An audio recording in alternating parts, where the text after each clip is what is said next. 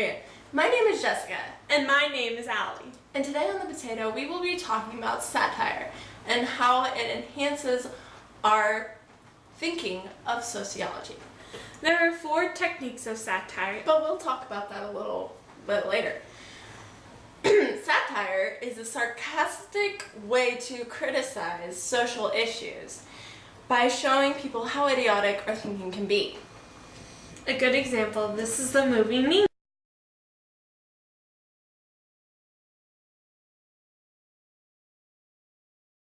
Mean Girls shows how cliques can prevent relationships with others and that we should give everybody the chance to be our friends. Now we can talk about the 4 techniques of satire. Are you hinting at exaggeration? Because that's our first technique. Exaggeration is used to overemphasize a point that the exaggerator thinks is important and needs to stand out, like this picture.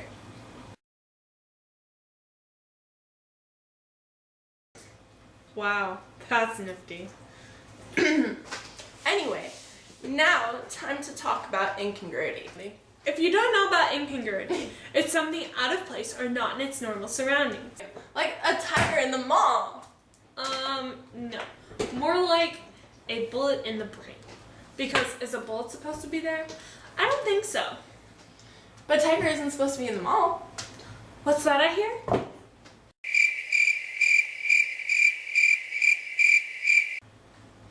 Whatever. Anyway, our 3rd technique is reversal. Reversal is the opposite order of which something is in normal sequence. An example of this is shown in the modern Disney version of The Princess and the Frog. In the original version, the princess kisses the frog, and the frog turns into the prince.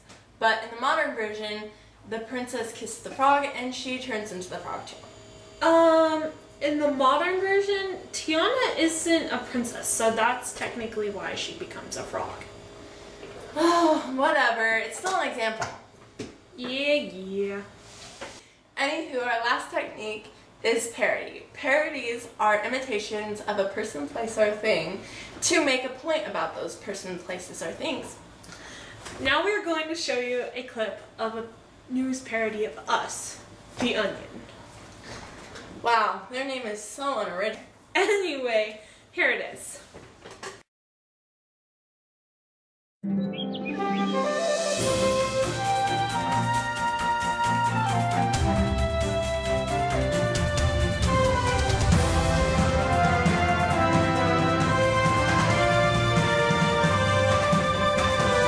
Stay with us because coming up in a little bit, we're going to have our Money Wise segment. Oh, for people who are trying to save a few pennies these days, we're going to show you how to guilt your kids into dropping out of college. But right now, let's return to the story of little Zach Shaw, who last week was tragically crushed and eaten by his pet python.